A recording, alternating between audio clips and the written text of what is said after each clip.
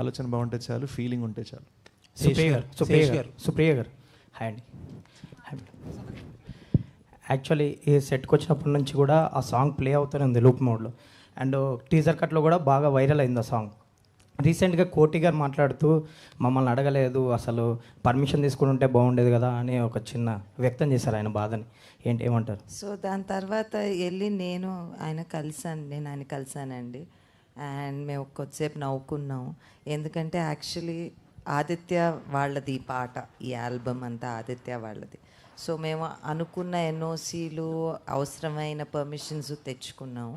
And ఆ information ఆయనకి pass on అవ్వలేదు ఆ టైం. ఆయన బాధ అదే కదా. అవును, అంతే. పర్మిషన్ అడగలేదు. యాక్చువల్లీ అండి అది నిజమైన బాధే. ఎందుకంటే మనం సినిమా తీసేటప్పుడు రాసిన మనిషి కానీ, ప్రొడ్యూస్ చేసిన మనిషి కానీ, ఆ పాట అల్లిన మ్యూజిక్ డైరెక్టర్కి కానీ వాళ్ళకి ఏమవుతుందంటే, మేము ఆ టైంకి సినిమా అమ్మేస్తాం, మాకెవ్వరికీ రైట్ ఉండదు. యాక్చువల్లీ చెప్పాలంటే ఎవ్వరికీ రైట్ ఉండదు. తెలియకుండా పాడిన మనిషికి కాస్తో కూస్తో రాయల్టీ వస్తుందంట.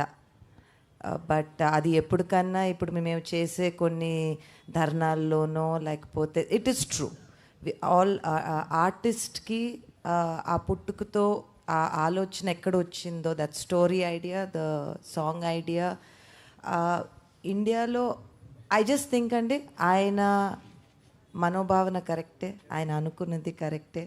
దాని తర్వాత నేను ఆయన ఇంటికి వెళ్ళి ఆయనతో మాట్లాడి మేమిద్దరం ఆయనకో ఇలాజ్ కూడా జరుగుతుందా, అలా కూడా జరుగుతుందా అని మాట్లాడుకున్నామండి. So thankfully everything is okay. Sesh గారు సార్, తెలుసో తెలియకో మిమ్మల్ని ట్రాల్ చేయించా లాస్ట్ టైం. ఆ దురంధర్ 2 కంపారిజన్ తీసుకొస్తే కాంపిటీషన్ అని చెప్పి